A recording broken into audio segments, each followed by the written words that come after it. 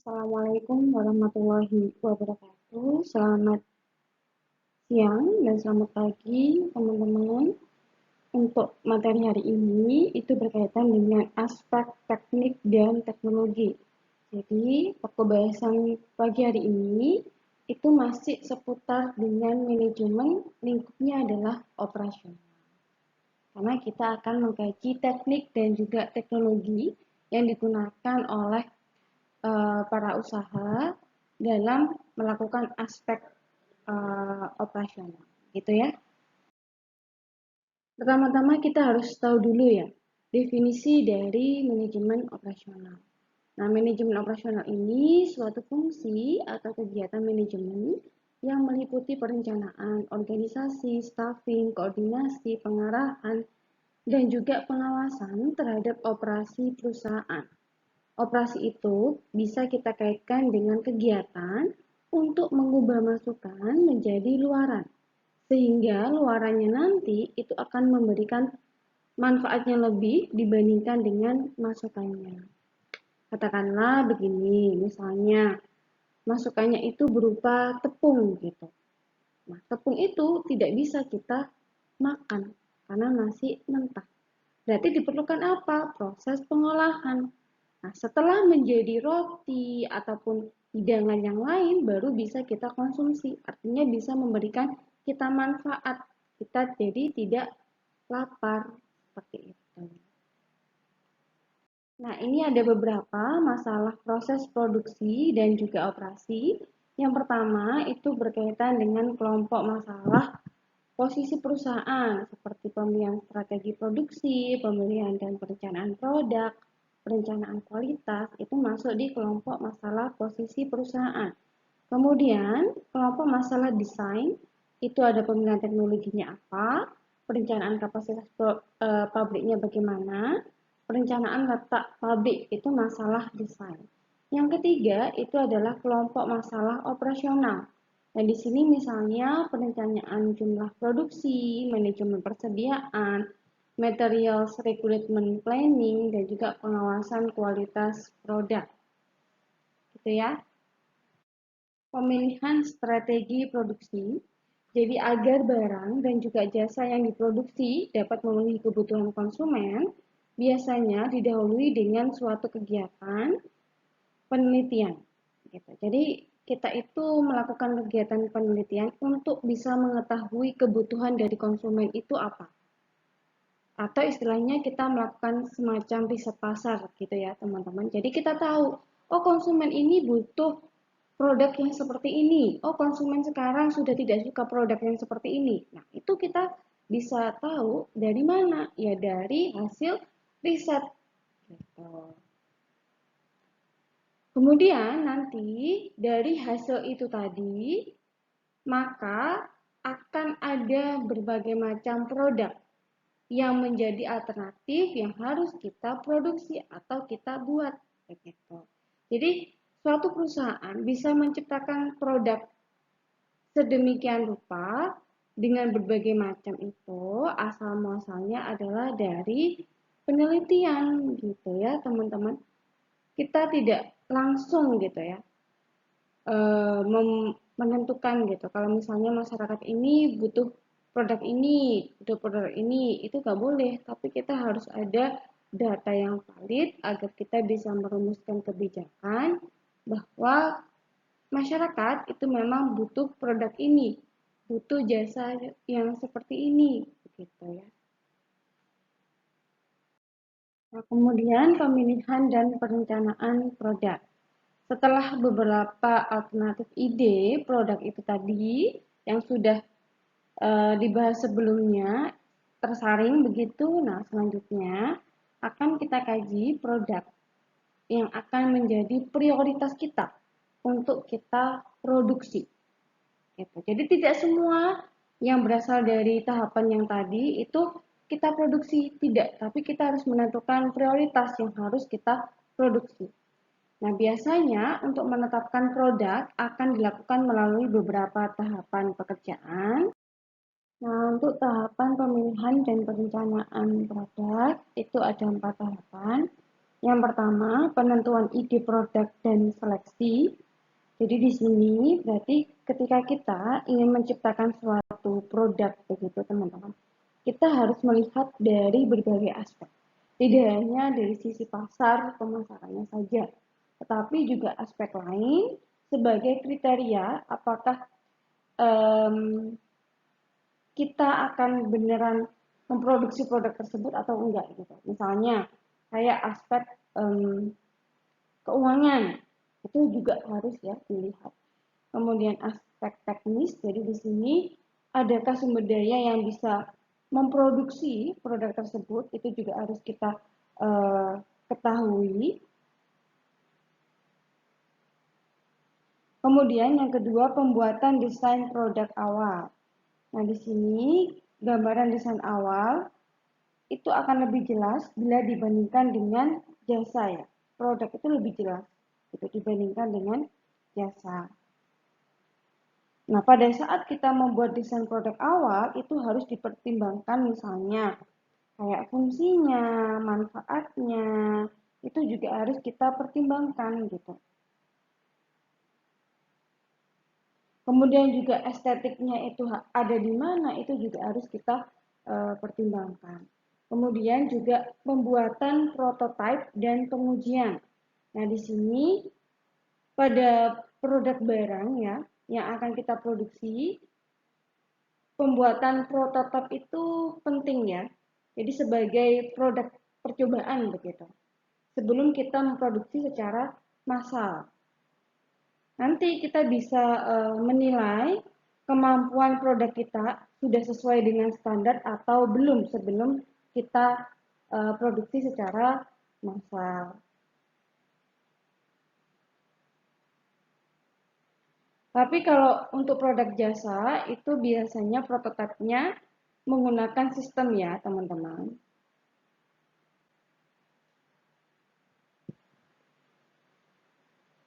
Nah, nanti untuk yang pengujiannya berarti itu nanti untuk mengetahui apakah prototipe tersebut itu sudah diimplementasikan atau belum. Jika belum, berarti nanti akan ada perbaikan. Terus nanti harus diuji lagi gitu.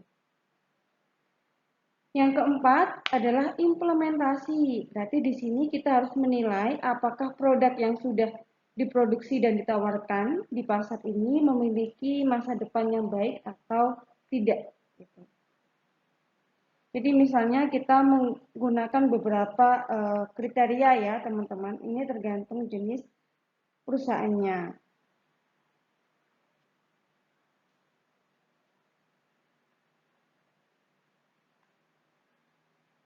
Nah, selanjutnya yaitu berkaitan dengan rencana kualitas pada produk berupa barang. Jadi rencana kualitas itu kalau yang dijual jasa dan yang dijual adalah barang atau produk, begitu itu berbeda ya teman-teman.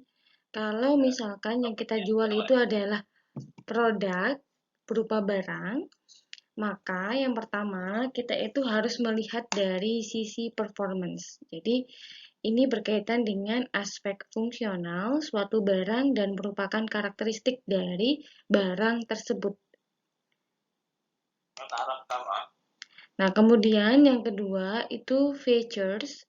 Nah, di sini berarti harus ada fungsi dasarnya, artinya kegunaannya gitu dari produk tersebut itu bisa digunakan apa berkaitan dengan fitur-fitur yang disediakan.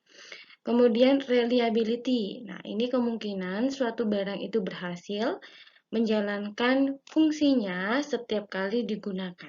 Jadi barang itu bisa berfungsi setiap kali konsumen itu menggunakan produk tersebut. Nah, kemudian conformance. Nah, ini tingkat kesesuaian terhadap spesifikasi yang telah ditetapkan sebelumnya berdasarkan keinginan dari pelanggan. Jadi, spesifikasi yang ditawarkan itu sudah sesuai dengan keinginan dari para pelanggan. Kemudian durability itu berarti umur ekonomis, daya tahan dari produk tersebut sampai dengan produk tersebut butuh perbaikan. Itu berapa lama? Kemudian aesthetics, Nah, kalau estetik ini berarti nilai estetika yang berkaitan dengan pertimbangan pribadi. Jadi katakanlah dari tampilan itu butuh warna seperti apa, butuh appearance seperti apa sehingga bisa menghasilkan nilai estetika, nilai keindahan yang ada pada produk tersebut. Kemudian fit and finish. Nah, di sini berarti perasaan dari pelanggan terkait dengan keberadaan produk sebagai produk yang berkualitas. Pelanggan ini merasa cocokkah, sesuaikah dengan keinginan dari mereka. Selanjutnya yaitu rencana kualitas. Nah, ini produknya bukan barang ya, tapi untuk jasa. Nah, kalau produknya itu jasa, yang pertama bisa kita lihat dari reliability. Nah, di sini berarti kemampuan memberikan pelayanan yang sesuai dengan janji yang ditawarkan. Jadi masyarakat itu menerima layanan yang sesuai dengan janji mereka, gitu. Kemudian yang kedua adalah responsiveness ya. Responsiveness ini berarti kesigapan dari karyawan dalam membantu dan juga melayani para pelanggan. Jadi seperti kesigapan karyawan dalam melayani pelanggan, kecepatan karyawan dalam menangani transaksi, ataupun juga bisa penanganan terhadap keluhan dari pelanggan, itu juga boleh. Kemudian yang ketiga adalah assurance. Nah, di sini berarti kemampuan karyawan atas pengetahuan produk. Kemudian juga keramah tamahan dari karyawan tersebut, kesopanan dari karyawan tersebut. Yang keempat adalah empathy. Empathy adalah kemudahan untuk menghubungi perusahaan. Jadi perusahaannya itu mudah. Jadi aksesnya itu mudah ketika ingin melakukan komunikasi. Kemudian juga komunikasi dengan pelanggannya juga lancar, memahami keinginan dan juga kebutuhan dari pelanggan. Atau istilahnya itu understanding the customer. Kemudian yang kelima adalah tangible. Berarti di sini penampilan fasilitas fisik ya, seperti gedung dan ruangannya, kemudian tempat parkirnya, kebersihannya, kerapihannya, kelengkapan peralatan, penampilan dari karyawan itu masuk di aspek tangible. Berkaitan dengan pemilihan teknologi ya, suatu produk dapat diproses dengan lebih dari satu cara, sehingga teknologi yang dipilih pun perlu ditentukan secara jelas. Kriteria yang digunakan kesesuaian dengan bahan mentah, kemudian juga keberhasilan teknologi di tempat lain. Jadi katakanlah kita itu mendekati dengan bahan mentahnya gitu. Jadi teknologi yang bisa kita gunakan untuk mengolah bahan mentah itu seperti apa?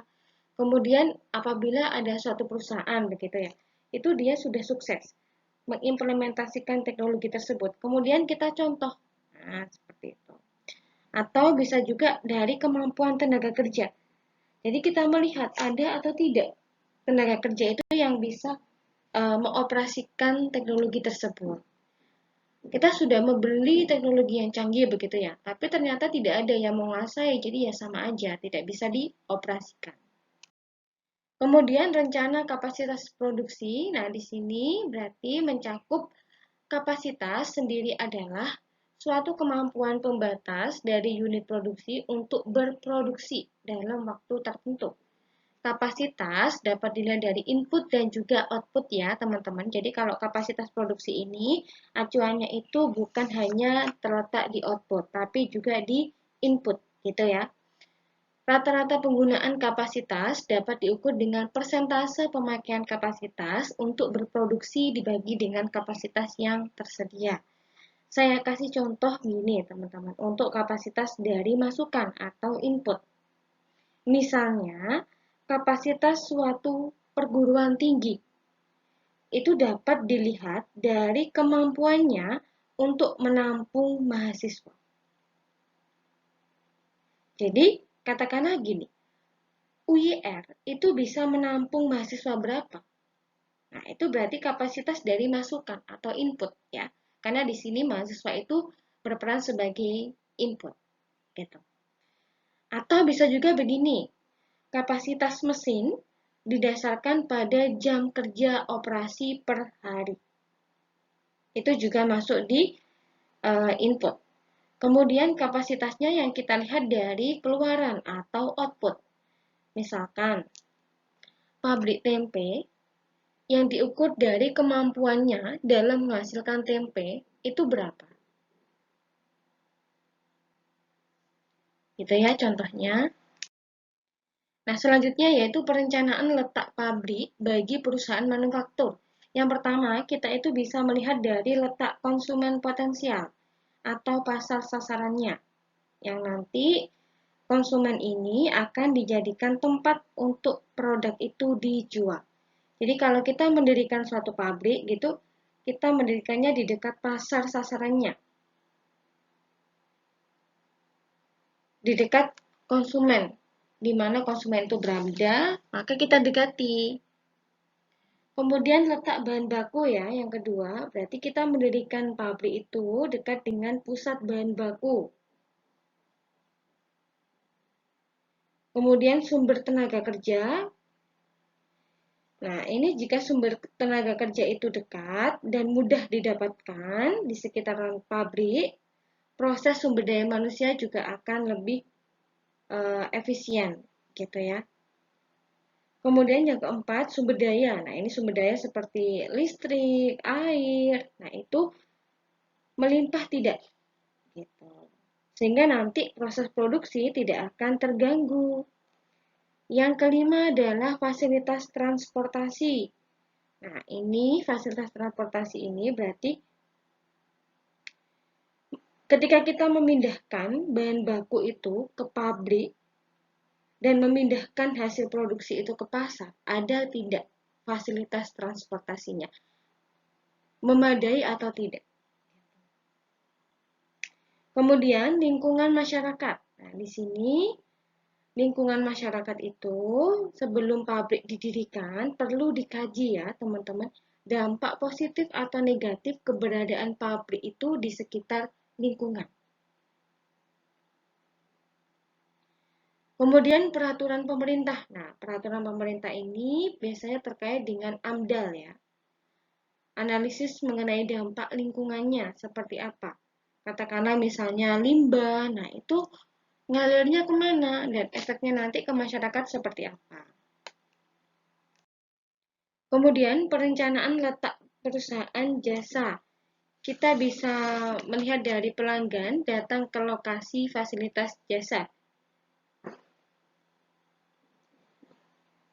Seperti pasien itu, nah, pasien kan mendatangi tempat praktek dokter. Itu berarti masuk di pertama ya.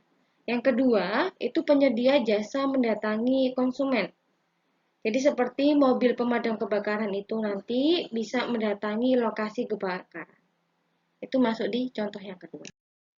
Nah, untuk perencanaan jumlah produksi, kita bisa mengacu pada beberapa faktor ya, teman-teman. Yang pertama adalah permintaan. Nah, kalau permintaan ini berarti, sebentar. Kalau permintaan ini berarti kita itu menghubungkan jumlah permintaan konsumen yang dapat kita perkirakan sebelumnya gitu kan. Teman-teman sudah pernah meramalkan itu kan. Nah, itu berarti bisa kita gunakan untuk perencanaan jumlah produksi. Kemudian kapasitas dari pabrik. Nah, berarti jumlah permintaan itu hanya dapat disediakan berdasarkan pada kapasitas yang dimiliki oleh mesin-mesin yang tersedia. Jadi katakanlah begini, mesin ini hanya bisa memproduksi sehari itu 100 piece gitu. Berarti kapasitas produksi kita ya 100 gitu per hari. Kemudian supply bahan baku. Nah, biasanya jumlah bahan baku yang tersedia itu terbatas. Kemudian modal kerja. Kemampuan modal kerja dalam membiayai produksinya hendaknya tersedia sesuai dengan kebutuhannya. Jadi, perusahaan itu punya modal kerja yang cukup sehingga nanti proses produksi itu tidak akan terganggu. Kemudian juga peraturan pemerintah dan ketentuan teknis lainnya. Jadi misalnya ada peraturan pemerintah gitu ya. Katakanlah kita harus membatasi produksi. Misalkan seperti itu. Nah, itu berarti nanti kita juga akan mengurangi jumlah produksinya gitu.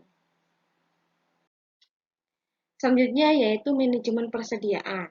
Nah, di manajemen persediaan ini itu digunakan sebagai antisipasi permintaan konsumen yang meningkat secara tajam. Atau bisa juga pada saat perusahaan itu kekurangan bahan baku ya.